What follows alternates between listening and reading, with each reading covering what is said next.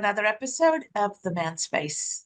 Coach Kunle and I are delighted to week after week talk to different gentlemen from different parts of the world to get to the bottom of what situations they're facing and how are they navigating them, what support looks like, and how can we as a community show up to support one another? Because we live in a world where boys are raised not to feel, not to talk about feelings, and not to address any of the sensitive sides of our humanity. And then as they grow up, they're blamed for not showing sensitivity, not having those capabilities once it has been beaten out of them through childhood for various reasons. So we want to be conscious and make space and create a safe place to have these conversations and not just end it with the conversation, but rally around and provide that support system and that necessary assistance to get people to a place where we all understand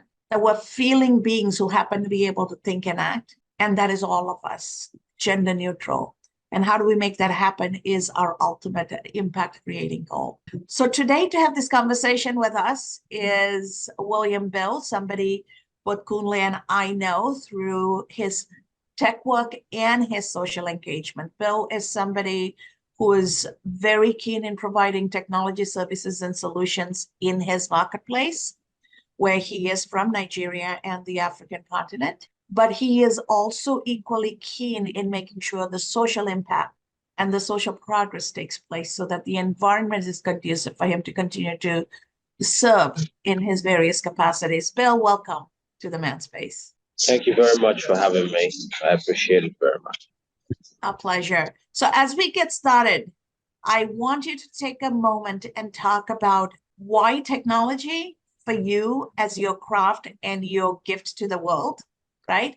And why do you pair that with social impact? Because normally people who choose technology don't like people and they want to run away from people as much as possible. But you're different. You're different in a good way. And talk to us about why. I don't like people. I'm kidding. But the reason why I chose technology was because in 2020 when I dropped out of university, I chose to start kind of building a life that made sense to me. And so when I kind of listed out the things that I did and I really loved, it kind of I just thought back to when I was a kid, what I did for fun and all that.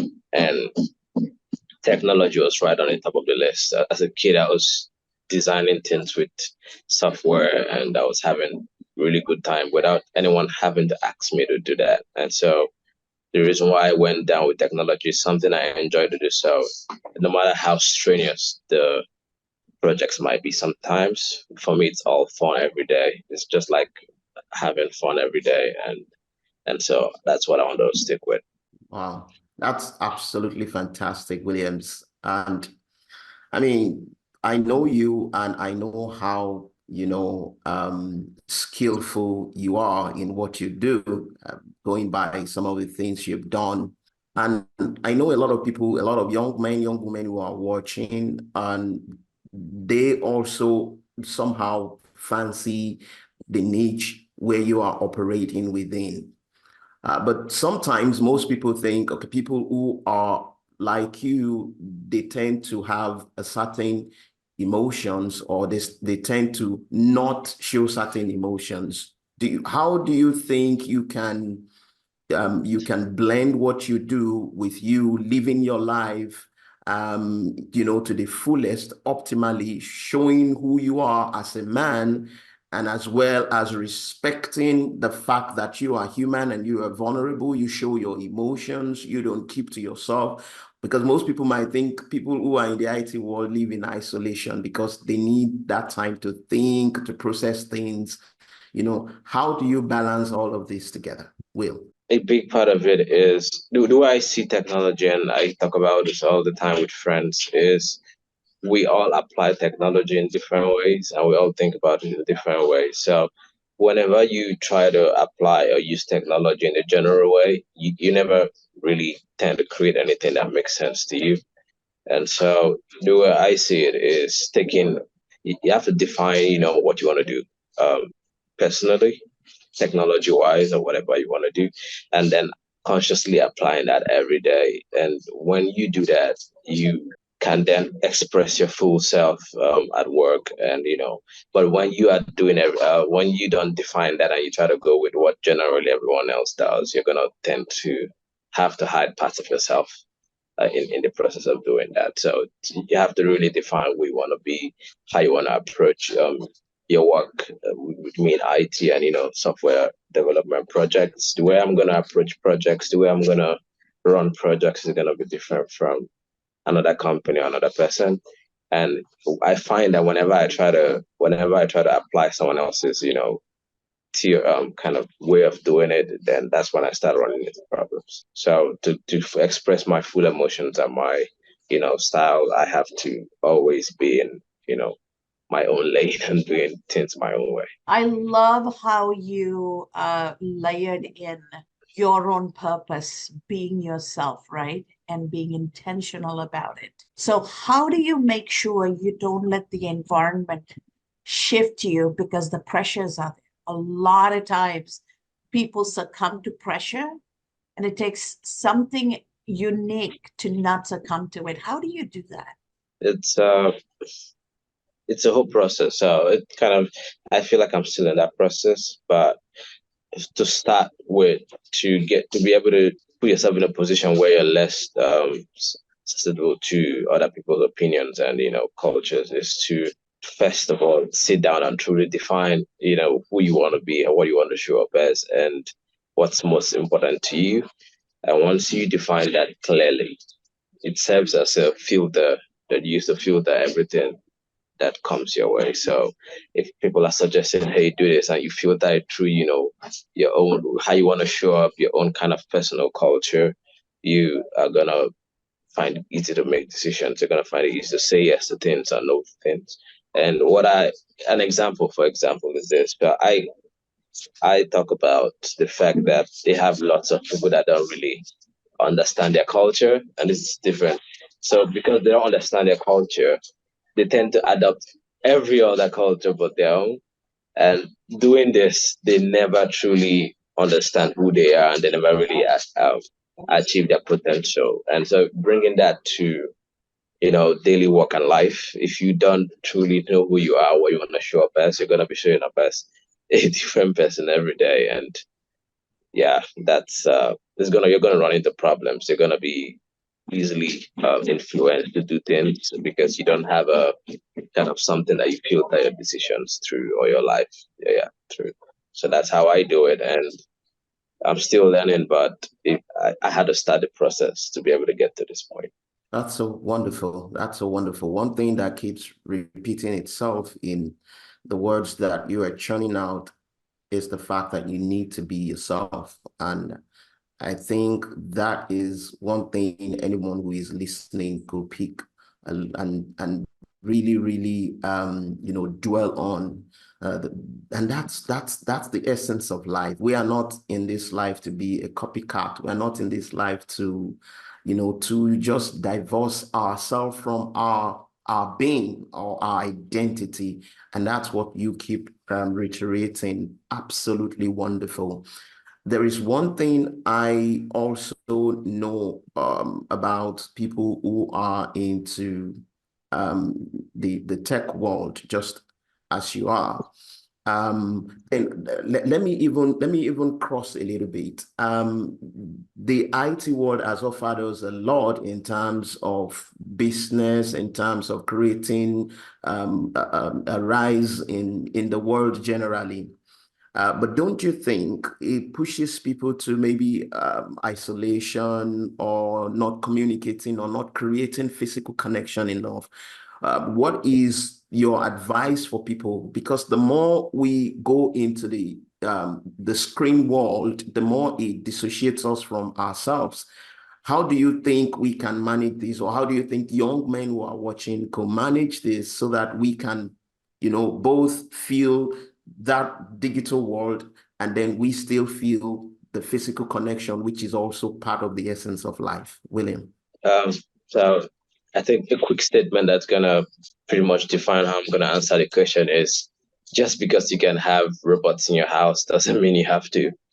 And taking that into kind of explain that further is there's pretty much technology for everything these days. You could automate, you could set up things easily with technology, but because these things exist doesn't mean you have to use them. And that's one thing that the IT world has failed to teach the masses is the fact that you have to actually look at how you work and look at how you live and decide what parts of your life you want to apply technology and how you want to apply them. No one really is taught how to do that. Everyone just says, hey, this is a new technology, hey, and they just go on and start using it. And so if you want to build a relationship with your friends, do you want to build it, using the social media apps, or do you want to design your life in a way that your friends, have to that they have to meet you at a certain place, at least once a month to hang out and talk?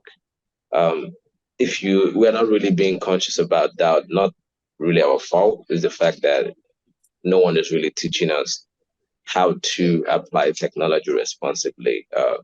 In our life. Technology exists, but you have the right to consciously choose how you want to apply it in your life, and yeah, that's the only way you're gonna do it. But I think more people need to come up and teach that. That's kind of the philosophy in how I apply it with my work. Is I go into a business and I say, hey, how do you work? And then with how they work, they can see, what parts of their business they actually need to apply technology in, and what parts they still, need the human touch in. And so you take that into your personal life and you look at your life and say, hey, do I really need to have this app on my phone for this? Do I really need to set up this? Is it not going to be more valuable if I hang out with my friends more than, having a video chat every other day? And once you start doing that, you would start saying, for one, you're going to get more benefit from technology, and secondly, you're gonna also keep that human touch and connection that is really important for the community. That is so beautifully phrased. And I am very intrigued about how you repeatedly bring out the fact that living a conscious life, crafting your life intentionally to live every moment consciously, that is such a wonderful thing to hear. But a lot of the young people, at least I would say in the West, where I am in the United States and the Caribbean and the entire Western Hemisphere, what I am seeing is people look at technology as a way to create their escape, but in their mind, it's their alternate reality. And until a crisis happens, they don't even know that it's real. And then that creates that perfect tsunami of a crisis happening and realizing, oh my God, I spent all this time and energy building these relationships and likes and all of these things that are not real. And then there is a psychological breakdown, there's a mental health crisis. And we're seeing this almost as at an epidemic level. Even young couples sitting next to each other don't talk to each other, they text. When I ask, why do you do that? They say, oh, if we talk, we'll fight. If we don't talk, we are never going to learn to communicate. How are you as a young person navigating this reality, and how are you influencing that conscious living for the others through your active living? Yeah, it's something I kind of came conscious to in the last year, because being working in technology, I was caught in the loop of doing that every day. But what I've been consciously doing is I write out my day. I have a digital calendar like everyone, but what I do is every day I write out my day on paper before I start the day. And same thing with a month. I look at my friendships and I say, hey, I call my friend, say, hey, let's hang out, so day, so place, instead of having a text. We haven't seen each other in months. Even if we text every day, we haven't really seen each other in months. And I do that. Some friends, all my friends know that's what I do. We have to meet in person, and you have to at least call me once in 2 weeks if we don't meet in person. And we only really use technology when necessary for communicating. It's a very big part of understanding really looking at how you work and only using technology where necessary. And so for periods of time when I'm gonna be working on projects that are gonna take lots of my time and I can't really meet in person, then I'm gonna need technology to be able to, reach out faster and this and that. But it's been conscious about it, which is something when I thought about. It's something that you have to build every day. It's been really conscious about it. If you have to set a timer when you use your phone to do certain things, do so that they remind you that hey, it's time to get on the phone and do something else. And remembering that, for one, kind of using social media, the internet as an escape is the fact that no matter how much you run from your problems, they're gonna just still be waiting for you when you're done. And so I think a big part of these things, is a big part of this kind of root cause of one of this is the fear of what other people are gonna think, really. And on the other hand, is the fear of what people are going to do if you do something differently. So I think to explain that is if everyone else is doing this and you decide to do that, you probably get attacked for it.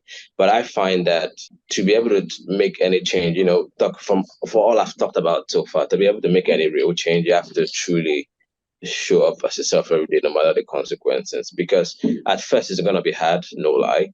But once you do what you will need to do for yourself over a period of time, it just becomes second nature. So if you've kind of created a life of conscious living with the internet, with social media, with everything else, it's gonna be then easy to come and say, hey, instead of spending all this time on social media talking with each other, why don't we plan a meet here?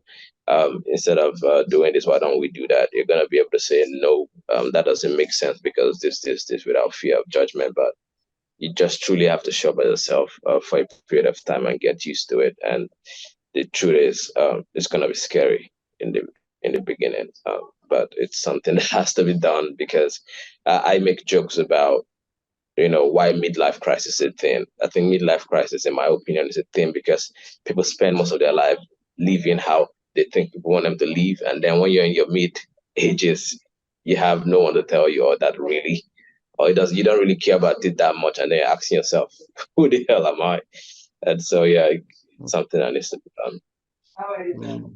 Wow. Wow, that sounds highly, highly spot on. That's so spot on, Williams. And I want you to leave a word for young men watching out there. You have spoken expressly for the past over 20 minutes, and it's been inspiring. But they might be waiting for like a very short sentence from you, just to leave with them, and then that will just reverberate in their memories time and time over and over again.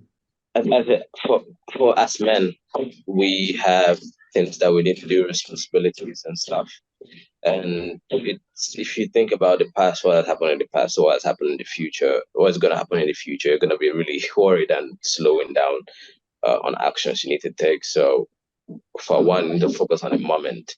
And to be able to do the important things in the moment is constantly asking yourself, what's the most important thing right now? And it's going to put you in the right direction. So it's focusing on what's essential at any point in time.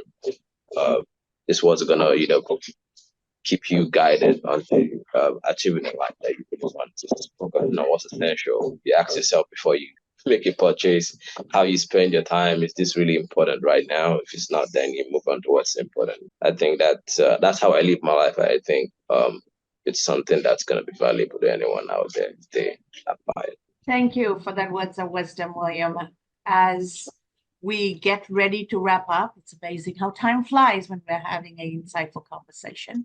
How can our audience get a hold of you and get in touch with you for both getting insights on the type of tech help that you provide, as well as how do they craft their life intentionally to be conscious and be present for themselves?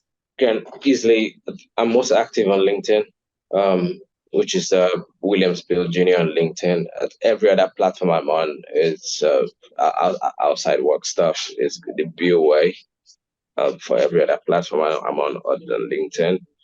And for our tech services that we offer it's an IT agency, and the way I look at it in general is we go into businesses and help them align the softwares they use to help them achieve their goals. And it might be as little as setting up an email system for them, but we need to clearly understand what the business does and what they're trying to achieve with what we're doing.